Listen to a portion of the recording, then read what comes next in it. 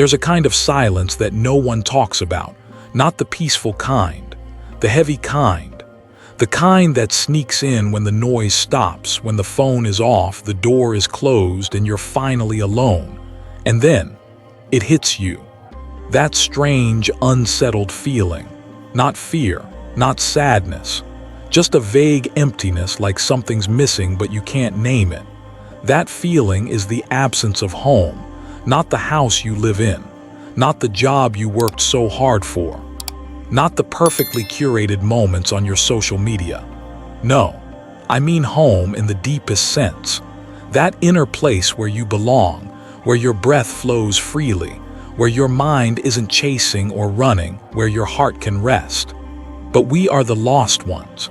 We've wandered far from that place. We live in cities lit brighter than the stars. We scroll past 1,000 faces before breakfast. We rush from one obligation to another, and somewhere along the way we lost the path back. Ask yourself, when was the last time you really arrived in the moment you were living?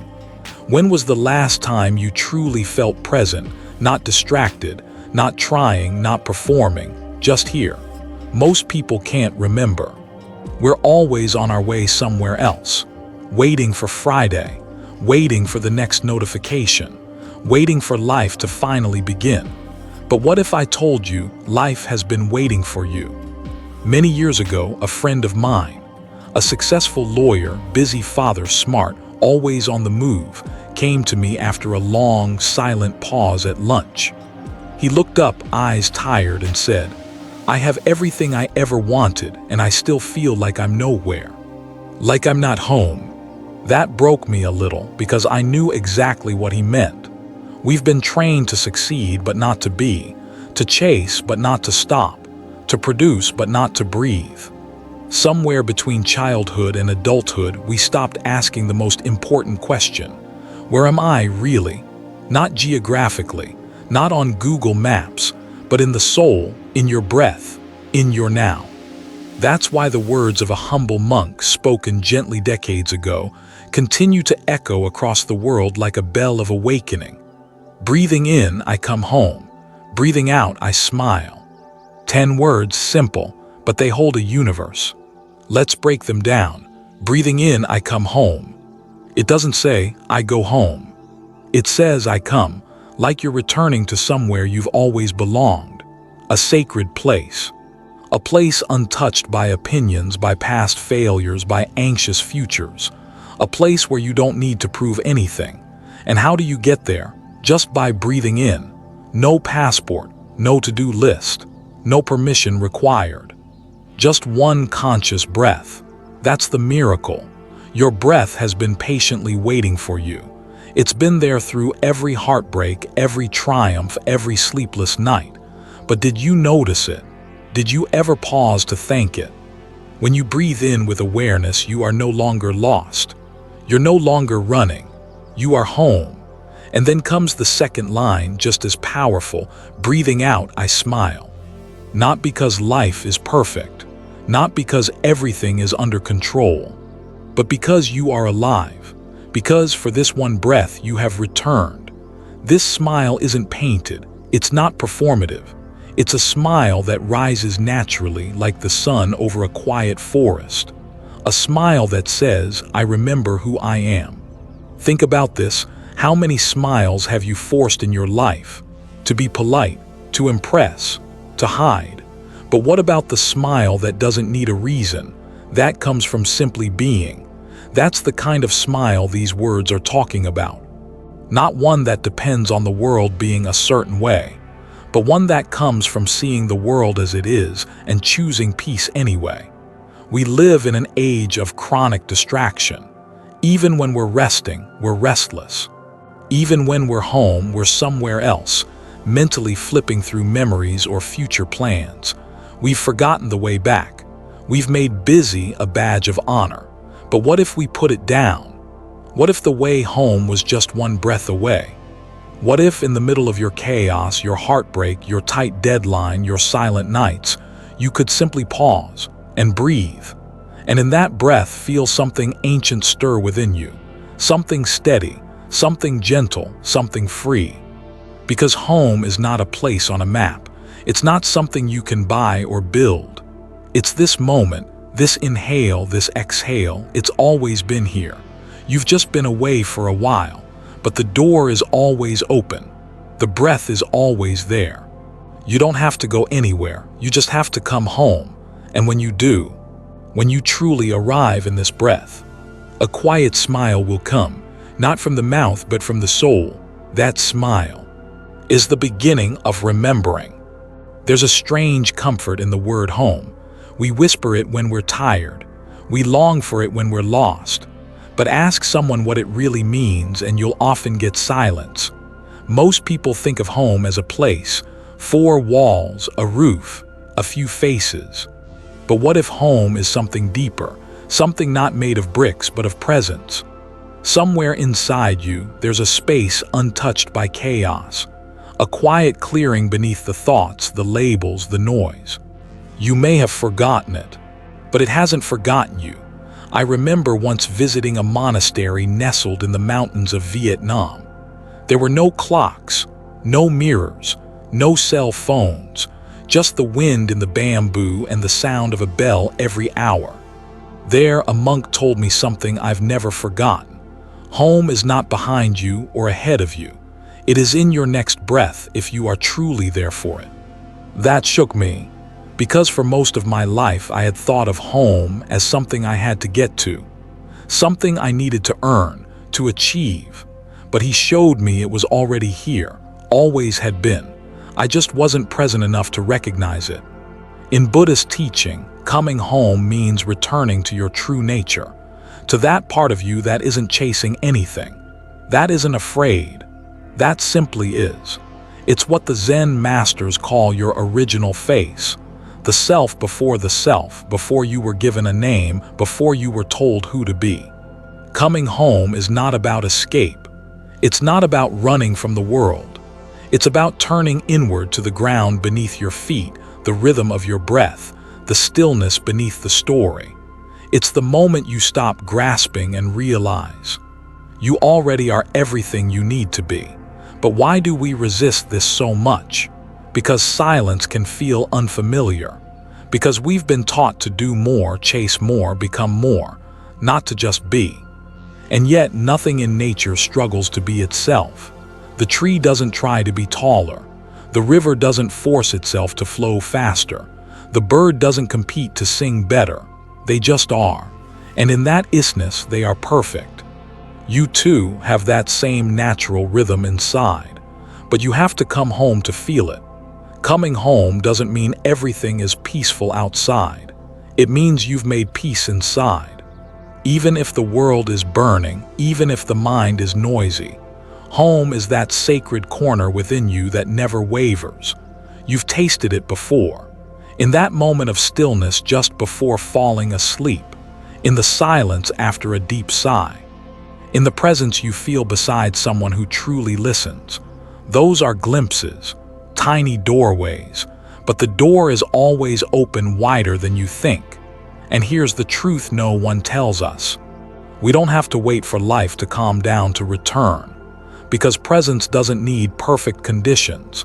It just needs your attention, even as you're washing dishes, even as you're walking through traffic, even as you're holding grief in your chest. You can come home in that moment by simply breathing in and knowing that you are. That's why mindfulness is not a technique. It's a remembering that your body is here, that your breath is alive, that this moment is enough. One afternoon in Plum Village, I saw a small child sitting alone, playing with a stick in the dirt. No toys, no screen, just dirt and stillness. She wasn't bored. She was completely there. I asked the monk beside me, "What is she doing?" He smiled. "She is home, and she doesn't even know it." That's the beauty of it. We were all home once, before the world told us to leave.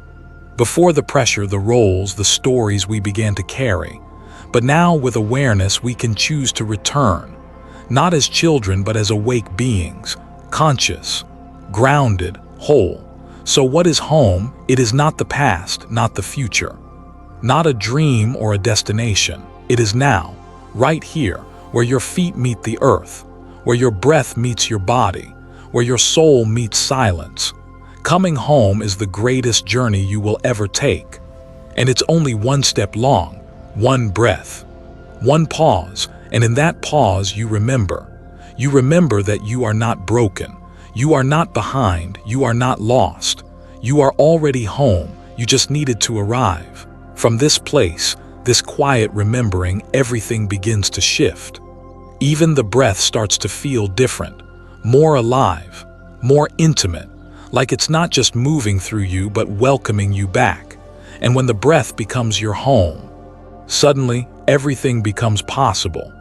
We breathe, and yet we forget. Nearly 20,000 times a day, our lungs rise and fall, quietly, faithfully, without applause. We breathe when we're angry. We breathe when we cry. We breathe when we fall in love. But how often do we actually notice it? How often do we pause just to feel the miracle of breathing? The truth is, we take for granted the very thing keeping us alive. When we were born, it was our first breath that announced us to the world. Not a name, not a certificate, just a single, fragile inhale. That breath said, "I am here." It was the beginning of everything. And yet, somewhere along the way, somewhere between stress and schedules, between emails and expectations, we stopped paying attention. Breath became background noise, something automatic, unremarkable, invisible. But in the world of mindfulness, the breath is everything. In Buddhism, the breath is known as an anchor, a sacred thread connecting body and mind, moment and awareness. It is the gateway to the present, the doorway back home. When your thoughts spiral, when emotions storm, when life feels too much, your breath is the quiet friend that never leaves. Always waiting, always steady, always available. Many centuries ago, the Buddha himself taught the practice of anapanasati, mindfulness of breathing.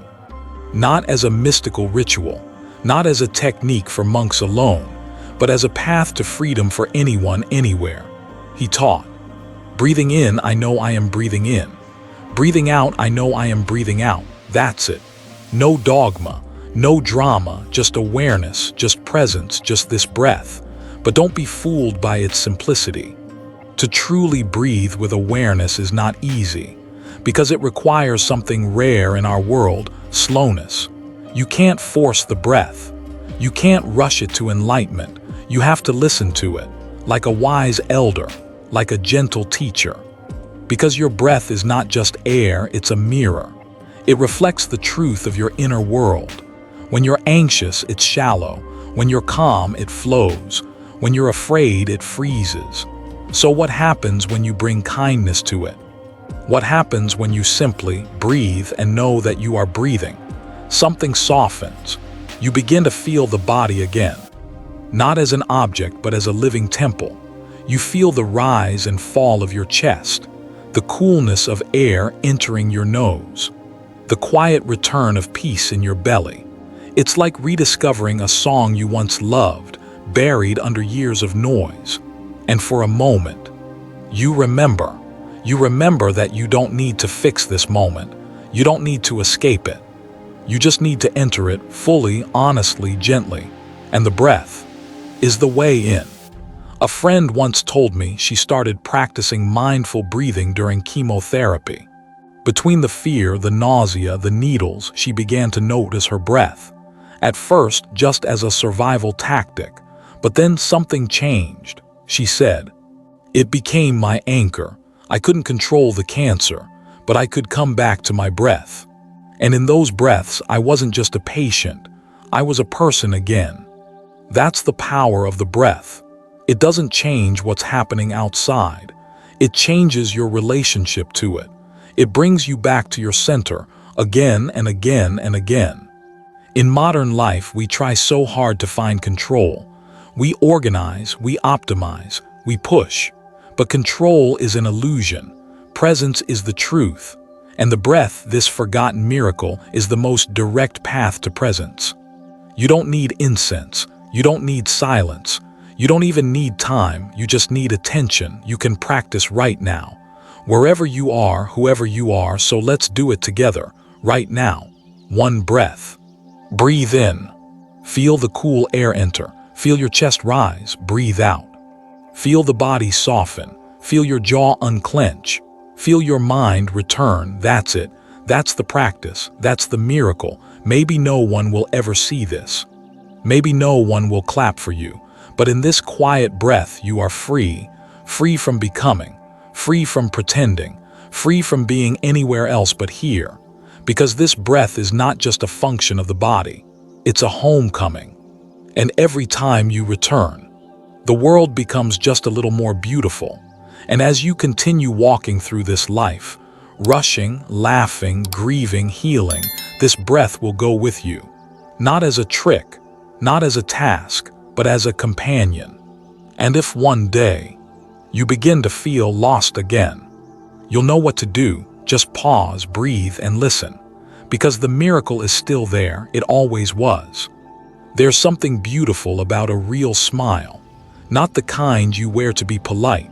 Not the kind you force in front of a camera. But the kind that rises quietly from within. The kind that doesn't say, "Look at me," but whispers, "I'm at peace." That's the smile we're talking about. The smile that blooms from mindfulness. The one that begins not on your lips, but in your breath.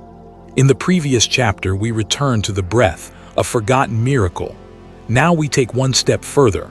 We let the breath soften into a smile. Breathing in, I come home. Breathing out, I smile. So simple, so subtle, and yet so revolutionary. Because to smile with the present moment is to say yes to life as it is.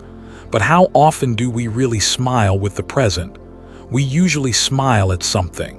A joke, a compliment, a memory. We rarely smile simply because we are here. Why? Because the present moment is rarely what we expect. It's messy, unfinished, full of imperfections and loose ends. But here's the truth. The present doesn't need to be perfect to be beautiful. It just needs your presence. I remember a story from Thich Nh letter 1ea5t, H letter 1ea1nh. He was once sipping tea, smiling gently, and someone asked him, "Why are you smiling?" He answered, "Because I am here, and that is a wonderful thing." That may sound simple, but to smile just because you are here, without reason, without performance, that's a deep spiritual act. It means you've let go. You've stopped resisting. You're no longer demanding the moment to be anything other than what it is. Smiling with the present moment is not about pretending everything is okay. It's about embracing what is, even if it's hard. It's a smile of compassion, a smile of understanding, a smile that says, "I see the suffering and I choose not to add more." I once met a woman who had just lost her husband. She was deep in grief. And yet, as we sat in silence under a tree, she closed her eyes and smiled. It wasn't a happy smile. It was a smile of presence. Later, she said, "I realized that even in my sorrow, the tree was still beautiful. The wind still touched my face. Life was still here. I didn't want to miss it." That stayed with me, because the smile of mindfulness is not blind joy. It's awareness. It's courage. It's choosing to see what's still alive, what's still sacred in the midst of pain. When we smile with the present moment, we're not escaping reality. We're returning to it. We're saying, "I am here, I am breathing. This moment matters." And in that simple smile, something changes. The heart softens. The tension releases. And the world somehow feels less heavy. The Buddha once said, "Sometimes your joy is the source of your smile, but sometimes your smile can be the source of your joy." In other words, don't wait to feel perfect to smile. Smile and let that be the seed of peace. Even a faint, gentle smile just for yourself can shift your whole experience. It's not fake. It's not forced. It's an invitation. To come back, to be kind, to remember, try it now, right now. Let the corners of your lips soften just slightly. Feel what happens. No need to impress anyone. No need to justify anything. Just smile because you are breathing. Because you are aware. Because this moment, exactly as it is worthy of your presence. And if it feels hard, if the heart is heavy, smile with that. Not to hide it, not to cover it, but to cradle it, like a mother holding a crying child. That's the smile we're practicing. Not decoration, not denial, but deep, grounded love. So often we think we need to do something to feel peace. But sometimes the most powerful act is to pause, breathe, and smile with what is. Not because it's easy, but because it's real. Imagine a world where more people smiled this way, not to sell, not to convince, but to be. A smile that comes from understanding, from stillness, from simply being here. You can be the beginning of that world. Right now, just you, just this breath, just this smile, and maybe, just maybe, that one quiet smile will ripple out, not with noise, but with presence. And in that stillness, someone else may remember too. We often think healing is something that happens in hospitals, under bright lights in the hands of others. We imagine it as a process that takes pills, procedures, time. But healing, true healing, often begins much closer than we realize. It begins not out there, but in here. Not in the future, but in the present. And the gateway is simply the moment we return. There's a kind of wound that doesn't bleed, a kind that no one sees. It's the wound of disconnection from our body, from our emotions, from our breath. So many of us walk through life looking whole on the outside, but silently aching within. We carry tension in our shoulders, pressure in our chest, knots in our belly, and we get used to it. We call it normal. We even call it strength. But real strength is not numbing pain. It's having the courage to turn toward it. When we come back to the breath, we come back to the place where healing can begin. Not because the breath is magic, but because it brings us home, back to the one person we keep abandoning. Ourselves, in that simple act of noticing. Breathing in, I know I am breathing in. We invite awareness into the very spaces that have long been neglected. We start to feel again, and sometimes that hurts. But in that hurt, there is honesty. And where there is honesty, healing can enter. I once sat with a man who had survived years of trauma. He said to me, "I've never cried, not once, even when I wanted to." We practiced mindful breathing together, not to fix him, just to help him come back. After 10 minutes of silence, tears started to fall, quiet, steady, without resistance. He whispered, "It's like my body finally got permission to feel." That's what coming home does. It opens the door to emotions we've locked away, and gently, breath by breath, lets them rise and soften. You see, pain that is not faced doesn't disappear. It settles. It hardens. It becomes the tension in our jaws, the heaviness in our hearts, the voice in our heads that says, "You're not okay." But pain that is met with presence begins to move. It flows, it breathes. It tells its story, and then, like all stories, it begins to release. The breath doesn't judge your pain. It doesn't try to fix you. It simply says, "Come sit. I will stay with you." In Buddhist practice, this is called mindful embrace, holding our suffering the way a mother holds a crying child. Not with panic, not with impatience, but with love. And the miracle is, that's often all the pain ever wanted. Not to be erased, not to be solved, but to be seen, to be held. And your breath can do that. When we return to ourselves, even just for a few moments a day, we create the conditions for healing to unfold. We don't have to force it. We don't have to know how it happens. We just have to show up, to breathe, to be present for what is. The body, the mind, the heart, they already know how to heal, but they need your attention to begin. So many of us think healing means fixing what's broken, but maybe it's more about remembering what was never broken to begin with. Maybe healing is not becoming someone new. but finally coming back to who we were, before the world taught us to disconnect.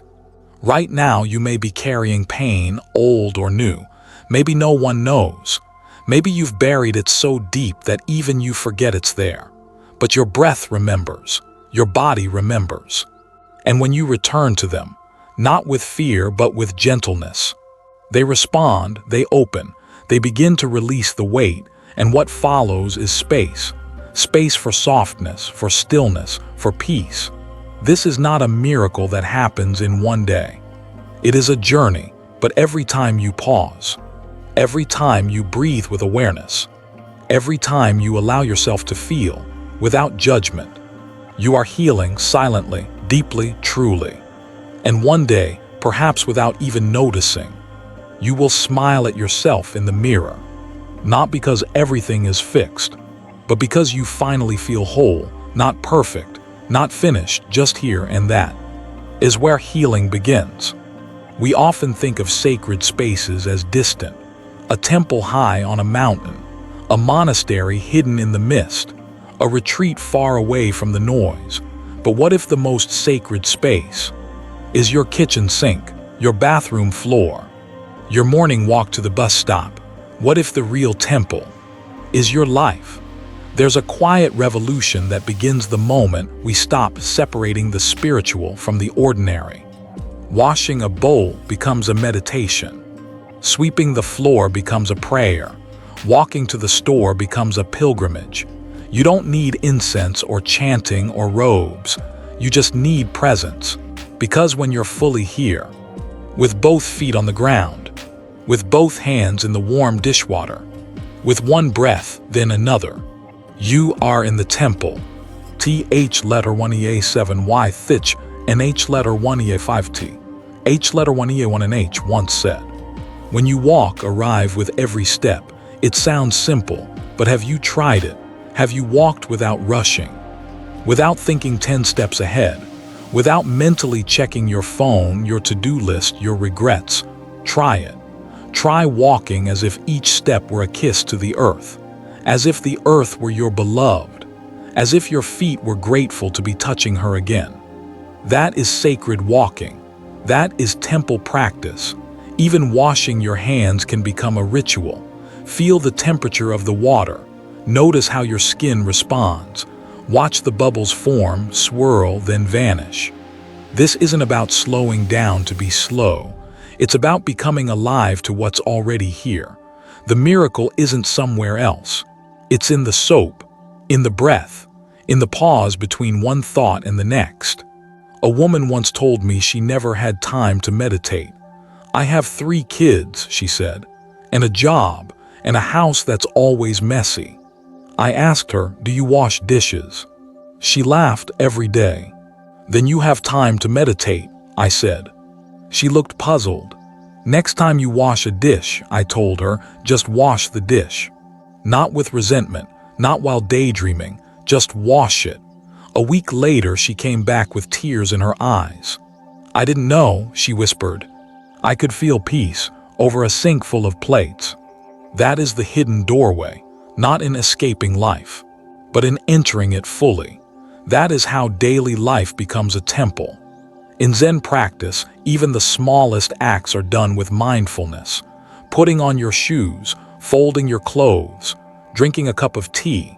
Each action is done not as a means to an end, but as a complete moment in itself. There is no just getting it done. There is only this one breath, this one motion, this one sacred now. It's not about being rigid, not about being slow or perfect. It's about being there. If you're brushing your teeth, brush your teeth. If you're walking, walk. If you're eating, just eat. It sounds too simple to matter, but simplicity is where truth lives. And the truth is, there is no moment that isn't worthy of your full attention.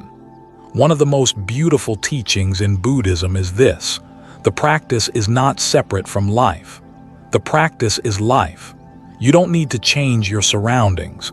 You don't need to escape to a forest. You only need to come back to your steps, to your hands, to your breath, because when you do, your apartment becomes a sanctuary, Your walk to work becomes a pilgrimage. Your breath becomes a bell of mindfulness calling you back, again and again, until presence becomes your natural home.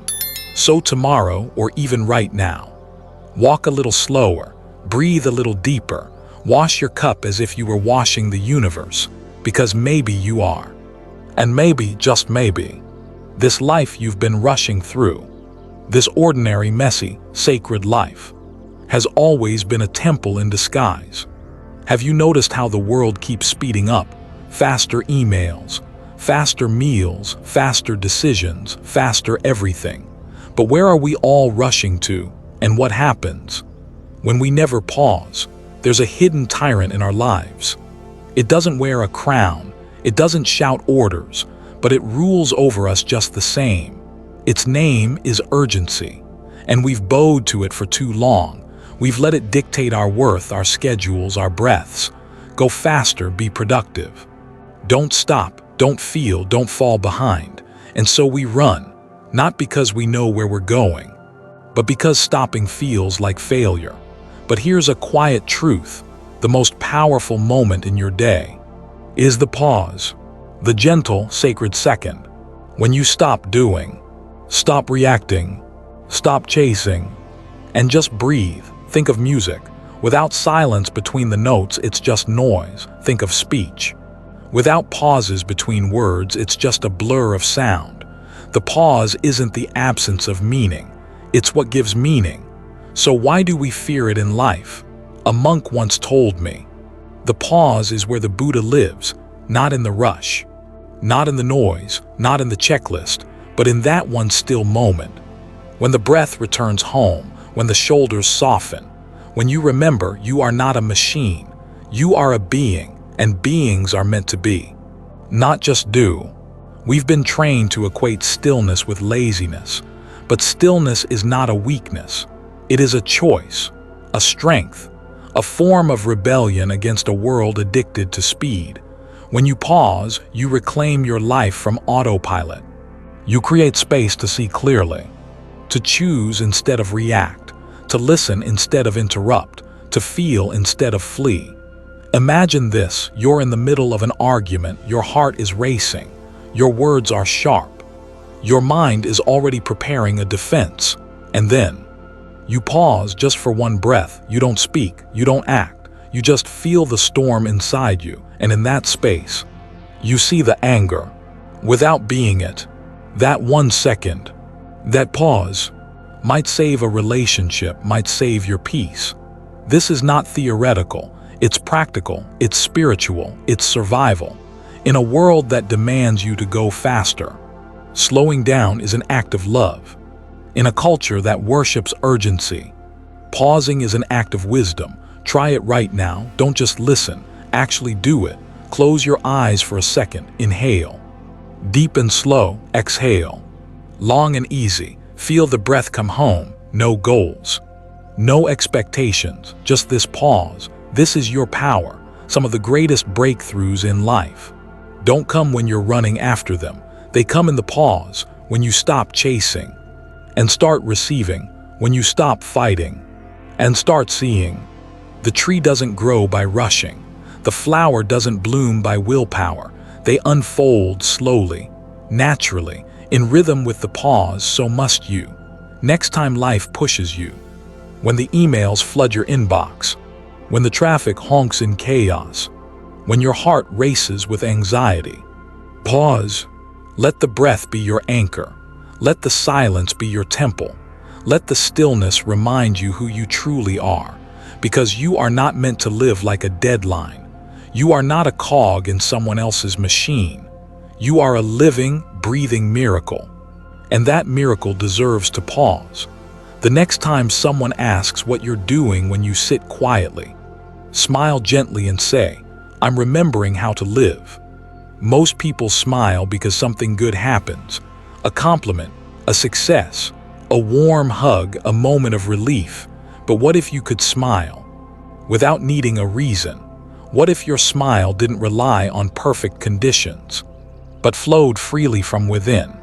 There is a kind of smile that's not born from pleasure, nor fueled by gain, nor triggered by good news.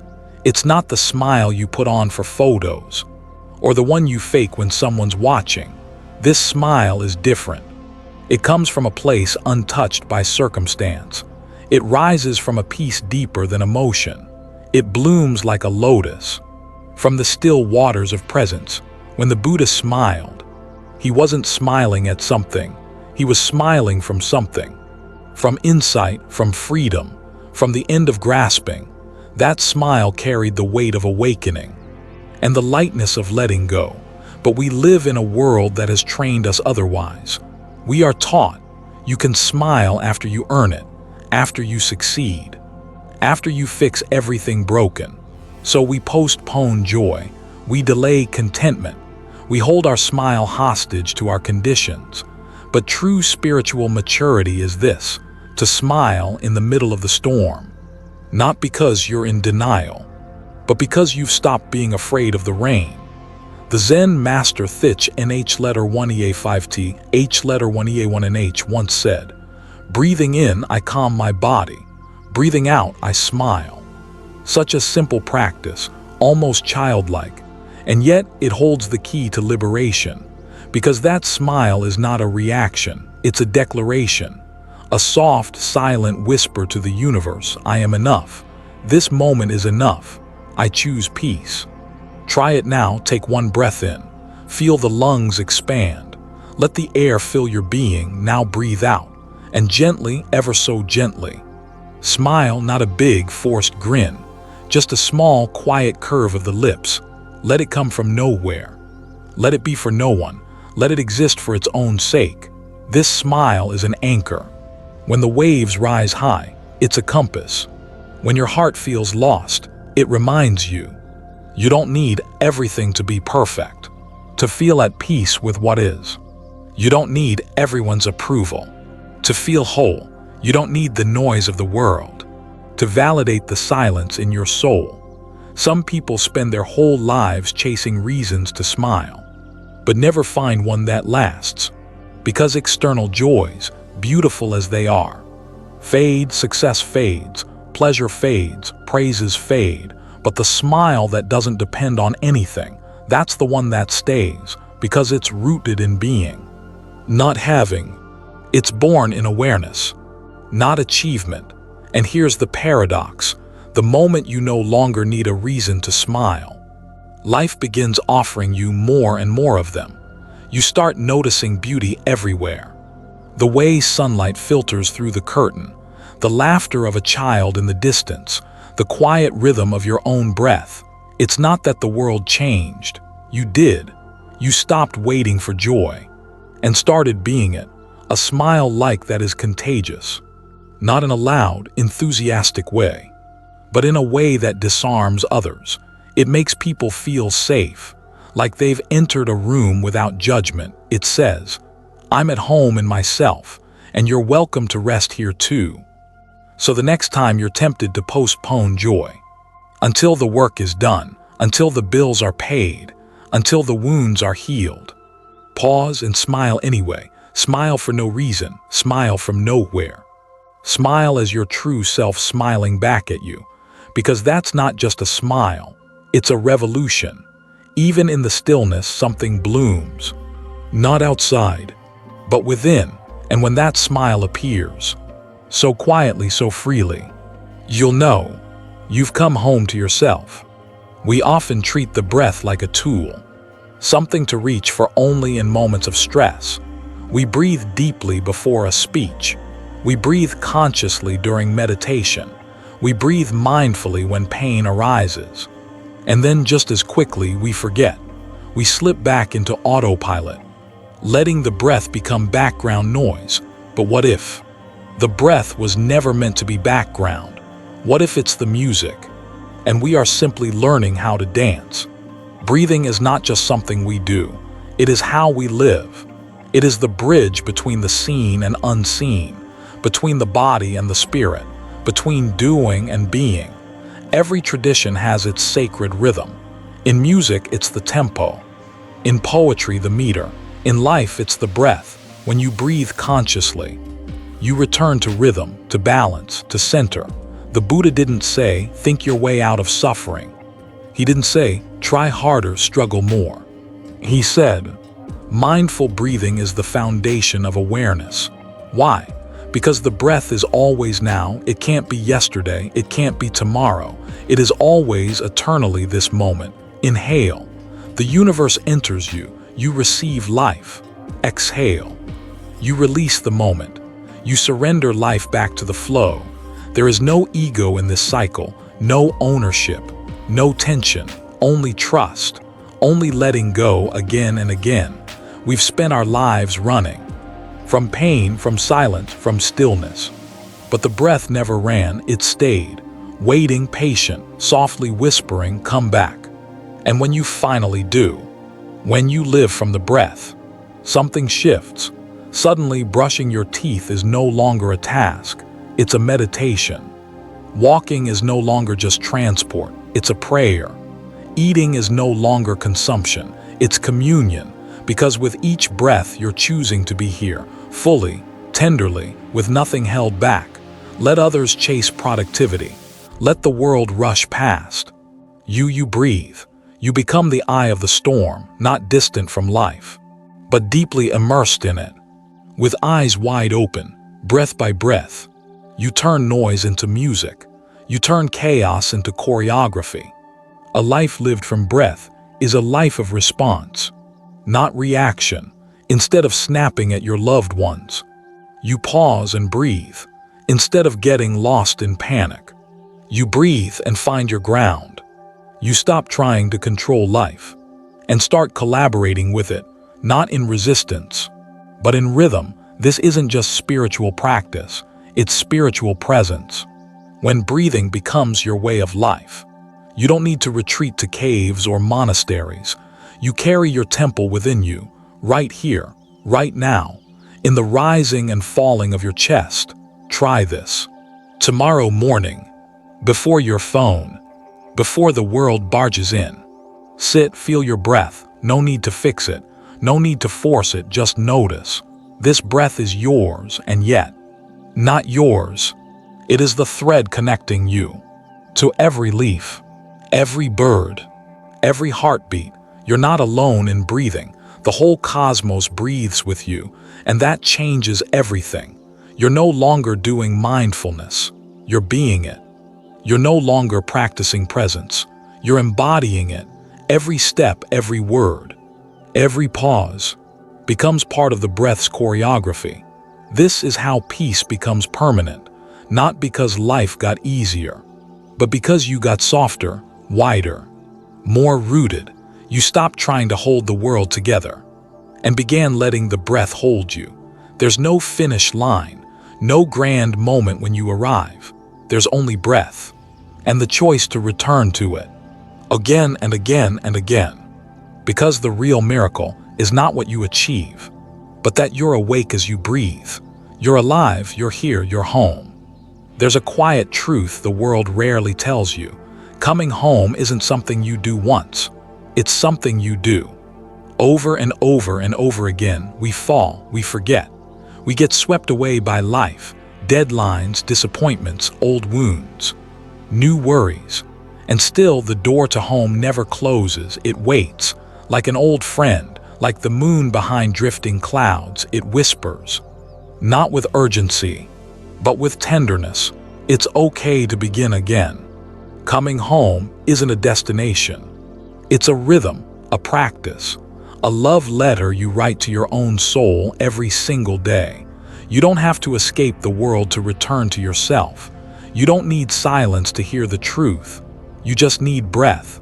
You just need awareness. You just need the courage to pause and soften.